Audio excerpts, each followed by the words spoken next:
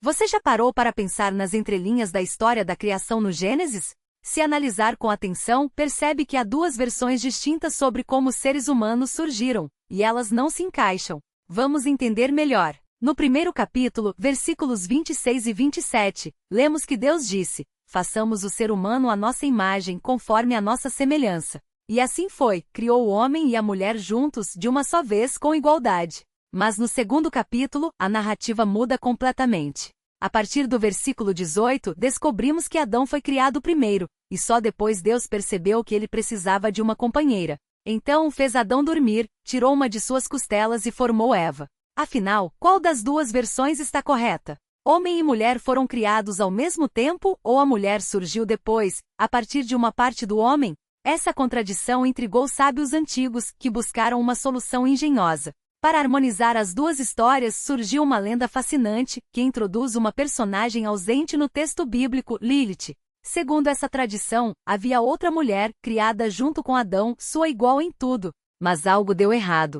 Seu nome era Lilith, e sua história é um relato de rebeldia, exílio e transformação que atravessa séculos e continua a cativar mentes até hoje. A origem de Lilith como primeira esposa de Adão vem do alfabeto de Ben Sira, um texto judaico satírico do início da Idade Média. Nele, Lilith é descrita como criada ao mesmo tempo que Adão da mesma terra, não de uma costela. Enquanto Eva foi moldada depois como uma extensão do homem, Lilith nasceu para ser sua igual. Mas essa igualdade logo se tornou um problema. O texto relata uma discussão acalorada entre os dois sobre seus papéis na relação. Adão queria dominar, mas Lilith se recusou a se submeter. Somos iguais, argumentou ela, pois ambos fomos feitos da terra. A reivindicação de igualdade não agradou Adão, que insistiu que ela deveria se deitar sob ele durante a intimidade, uma exigência clara de submissão. Lilith, porém, não aceitou. Em um ato de rebeldia, pronunciou o nome sagrado de Deus e fugiu do jardim do Éden.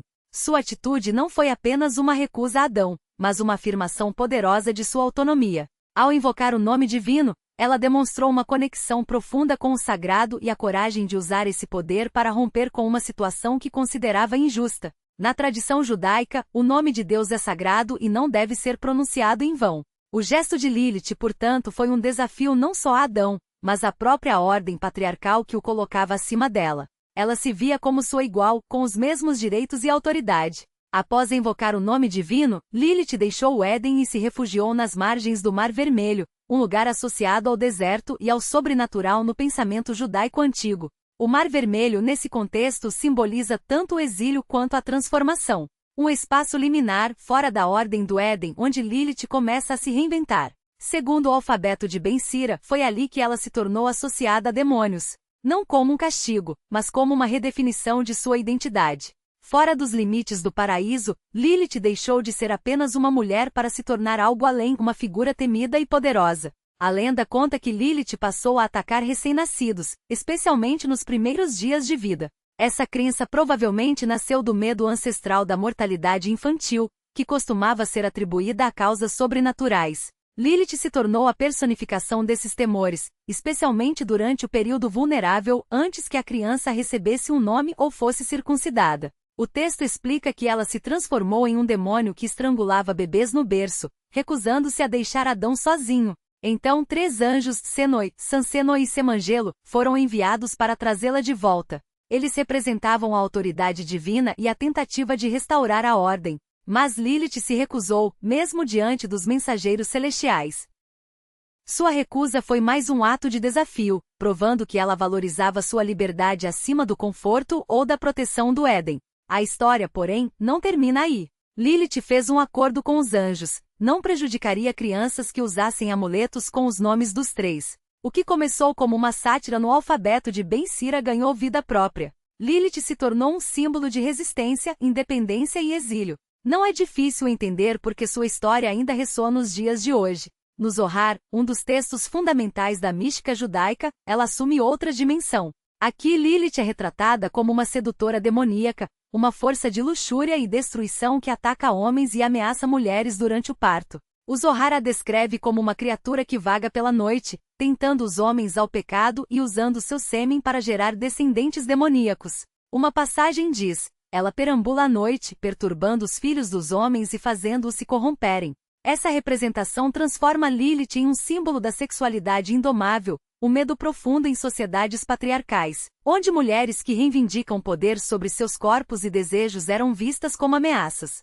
Ao mesmo tempo, sua ligação com o parto e a mortalidade infantil reflete medos reais da época. A morte de bebês era uma tragédia comum, e Lilith se tornou uma explicação sobrenatural para esse sofrimento. O Zohar ainda a associa a Samael, uma figura demoníaca às vezes identificada como o anjo da morte. Juntos, eles formam um contraponto sombrio a Adão e Eva, representando o caos e a destruição em oposição à ordem e à vida. Mas Lilith não ficou restrita ao folclore.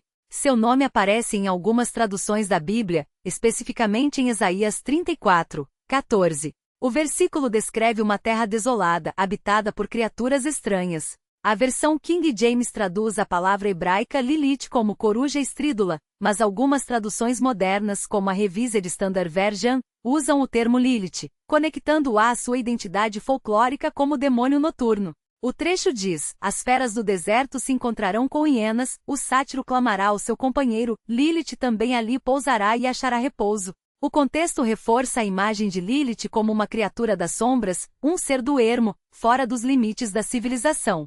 Sua história é um espelho dos medos e das aspirações humanas. Lilith desafiou a ordem estabelecida, recusou-se a ser subjugada e pagou o preço pelo seu ato de liberdade.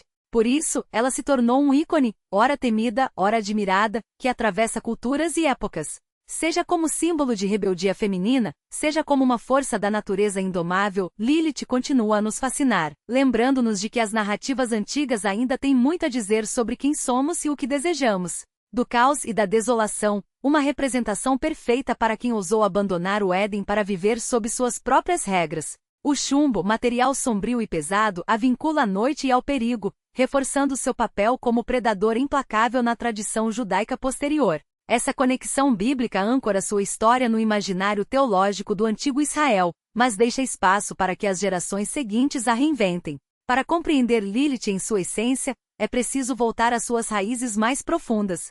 Seu nome e suas características estão intrinsecamente ligados aos Lilu, uma classe de demônios femininos da mitologia mesopotâmica.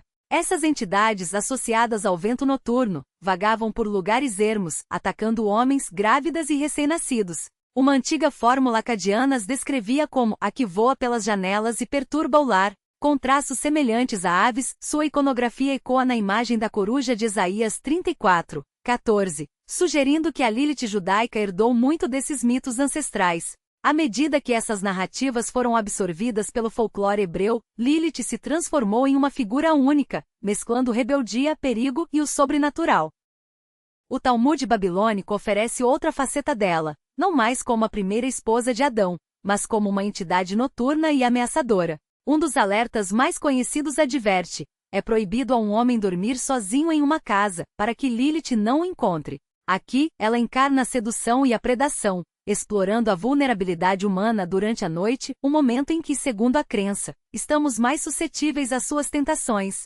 Essa representação, aliada ao seu papel como ameaça a crianças e gestantes, consolidou Lilith como um símbolo de medo e advertência na tradição judaica. Mas por que sua história ainda ressoa nos dias de hoje? À primeira vista parece apenas um conto moral antigo, um aviso contra a rebeldia e as mulheres indomáveis. No entanto, ao olharmos mais de perto, ela se revela muito mais do que isso. Lilith personifica a dualidade, liberdade e perigo, autonomia e exílio, poder e solidão. Ela é um espelho da luta humana entre individualidade e pertencimento, entre submissão e desafio. Para alguns, é uma vilã, um demônio que encarna o caos e a destruição. Para outros, é um símbolo de empoderamento, uma mulher que se recusou a aceitar um papel desigual, mesmo que isso significasse perder o paraíso. Sua narrativa foi resgatada por escritoras e artistas feministas como uma alegoria da resistência contra as normas patriarcais. Hoje, Lilith se tornou um ícone cultural, representando a luta pela igualdade e a coragem de exigir respeito, mesmo quando as consequências são duras.